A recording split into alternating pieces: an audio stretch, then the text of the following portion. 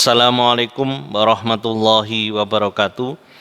Alhamdulillahilladzi hadana lihada wa ma kunna linahtadiya laula an hadanallah. Asyhadu an la ilaha illallah wahdahu la syarikalah wa asyhadu anna Muhammadan abduhu wa rasuluh. Qala Allah Ta'ala fi kitabil karim, a'udzu billahi minas syaitonir rajim. Ya ayyuhalladzina amanu taqullaha haqqa tuqatih wa la tamutunna illa wa antum muslimun.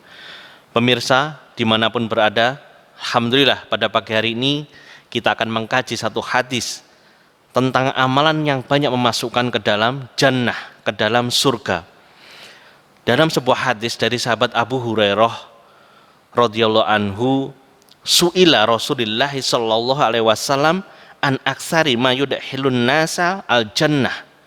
Rasulullah pernah ditanya, sahabat Abu Hurairah ini bertanya, wahai Rasulullah, perkara apakah yang banyak memasukkan manusia ke dalam surga? Faqala, maka Rasulullah bersabda, taqwallahi wa husnul khuluq, bertakwa kepada Allah dan berakhlak yang baik. Beliau pula ditanya mengenai perkara yang banyak memasukkan manusia ke dalam neraka. Beliau menjawab, perkara itu adalah yang disebabkan karena mulut dan kemaluan. Pemirsa yang dimuliakan Allah SWT, hadis ini sangat pendek tapi maknanya sangat dalam sekali. Rasulullah menjelaskan dua perkara yang memasukkan manusia ke dalam surga kebanyakan adalah takwa kepada Allah dan berakhlak yang baik, berakhlak yang mulia. Sering kita mendengar takwa dan takwa. Di sini dijelaskan para ulama, para tabi'in. Imam Hasan Al-Basri menjelaskan takwa adalah al-muttaquna taqawma hurrima alaihim waddaumat mutiru alaihim. Orang yang bertakwa adalah mereka yang menjauhi hal-hal yang diharamkan dan menunaikan berbagai kewajiban. Karena takwa aslinya menjadikan antara seorang hamba dan sesuatu yang ditakuti oleh suatu penghalang. Sehingga takwa kepada Allah SWT berarti menjadikan antara hamba dan Allah ada suatu benteng yang dapat menghalangi dari kemarahan, murka dan siksa dari Allah SWT. Nah, takwa inilah yang dimaksud melaksanakan perintah dan menjauhi maksiat. Pemirsa yang dimuliakan Allah SWT, sering kita melihat bagaimana hari ini orang adab ataupun mungkin dalam bahasa kita perilaku sudah jauh dari agama Islam. Padahal Rasulullah Shallallahu Alaihi Wasallam diutus di muka bumi ini adalah memperbaiki akhlak yang rusak, memperbaiki akhlak yang kurang bagus. Makanya kenapa akhlak yang mulia ini termasuk dari ketakwaan kepada Allah Subhanahu wa taala.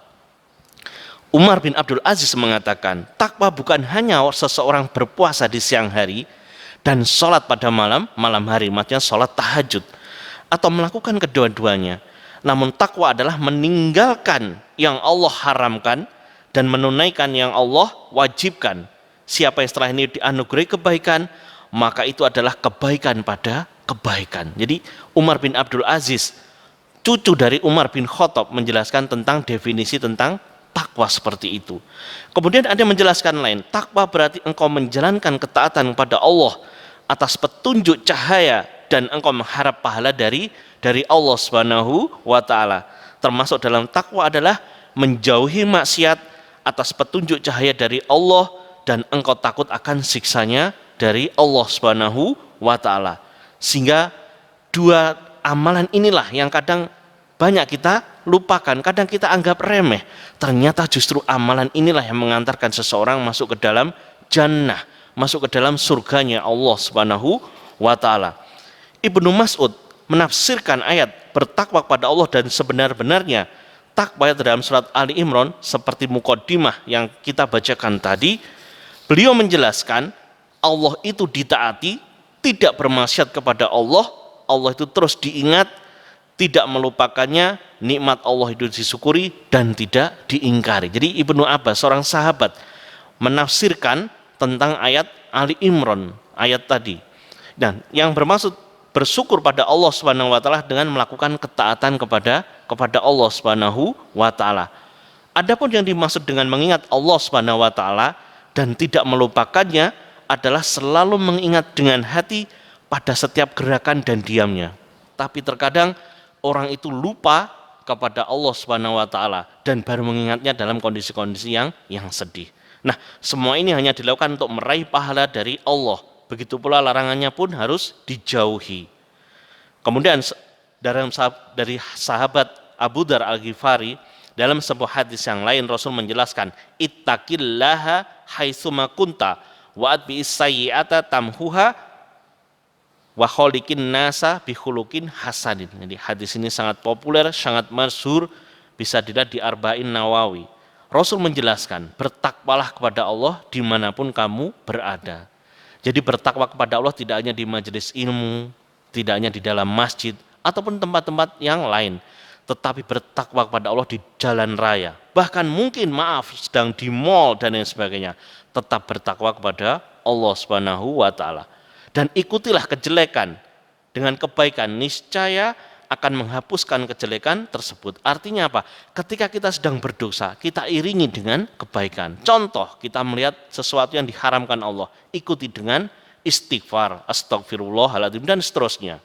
Dan kemudian pergaulilah manusia dengan akhlak yang baik. Nah, ini kembali hadis yang pertama, bahwa akhlak yang baik, akhlak yang mulia bisa mengantarkan seseorang kepada surganya Allah Subhanahu wa taala. Makanya banyak hadis menjelaskan tentang akhlak yang mulia.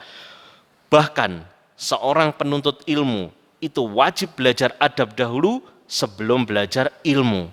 Para ulama dahulu, mereka belajar adab, mereka belajar akhlak, hampir 30 tahun, 40 tahun mereka tidak belajar tentang ilmu. Karena dalam adab itu mereka akan mendapatkan rahmat dan pahala dari Allah Subhanahu wa taala. Bagaimana mungkin seorang belajar tentang ilmu sementara adab tidak dipelajari? Makanya para ulama dahulu mereka belajar tentang adab dan adab. Termasuk ibundanya Imam Malik mengatakan pada Imam Malik, belajarlah dulu adab kepada Syekh si A, si B, dan si C. Mereka belajar adab lama sekali. Sebaliknya dengan kita belajar ilmu, terkadang adab tidak kita pelajari. Ini yang jauh berbalik dari para ulama salafus soleh terdahulu. Sehingga mari betul-betul kita mempelajari adab-adab ini seperti yang dituntunkan oleh para sahabat, para ulama terdahulu, bahwa adab, akhlak ini sangat mulia, sangat penting. Sehingga ketika kita sudah memiliki adab yang baik, adab yang bagus, semoga dengan belajar ilmu, maka akan dimudahkan Allah Subhanahu wa taala masuk ke dalam jannahnya.